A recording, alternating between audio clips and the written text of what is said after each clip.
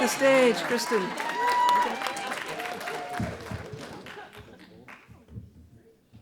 Okay, you ready? Okay, go. So, hi.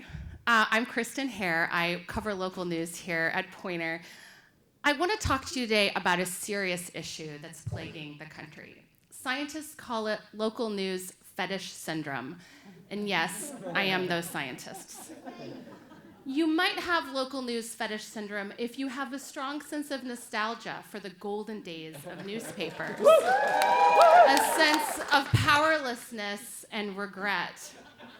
If you write the same story over and over again about the death of local news, you might also have a sense of anxiety and concern that maybe your dad was right and you should have become an accountant. The headlines are true. Local news is in trouble. We know that news deserts are spreading, that local newsrooms are merging, that hedge funds are fucking awful, and that newspapers are 46% smaller than they were a decade ago. But the most concerning symptom of local news fetish syndrome is an inability to see the past clearly. This is specifically true for the golden days of newspapers, which were golden for a very specific population. In most places, the paper of record was not recording, reporting, or reflecting that community. So let's be honest about that. Scientists, again, me, have determined that recovery is possible by seeing the full picture of what's working in local news. I know you know that good things are happening at the Texas Tribune, but I want to share a few other cases of recovery. In Charleston, South Carolina, the Post and Courier took part in Poynter's table stakes program, and it grew digital subscriptions by 250%. It did that by writing fewer stories, better stories with critical context.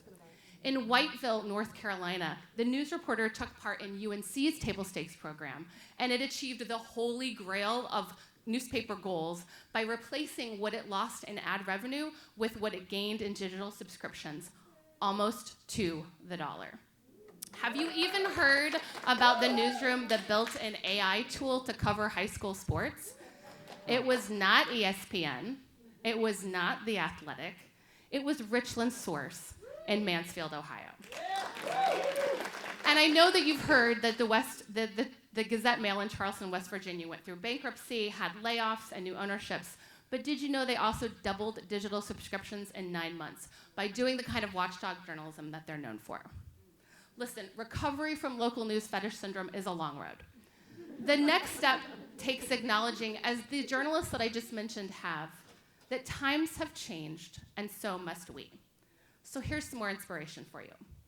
ProPublica's local reporting network has worked with nearly 30 local journalists in newsrooms around the country, providing salary, editing, and resources to help them cover critical issues that they would not be able to otherwise. The Pulitzer Center's Bringing Stories Home is sending local journalists overseas to connect critical local and global stories. And West Virginia University just launched a new fellowship to train and match the next generation of local news owners. Also, a J-School class at KU created the Eudora Times, bringing news back to tiny Eudora, Kansas for the first time since 2009.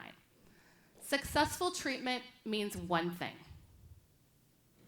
Could the Washington Post revive local environmental reporting with a nationwide project? Could the New York Times revive local food reporting by creating NYT cooking everywhere?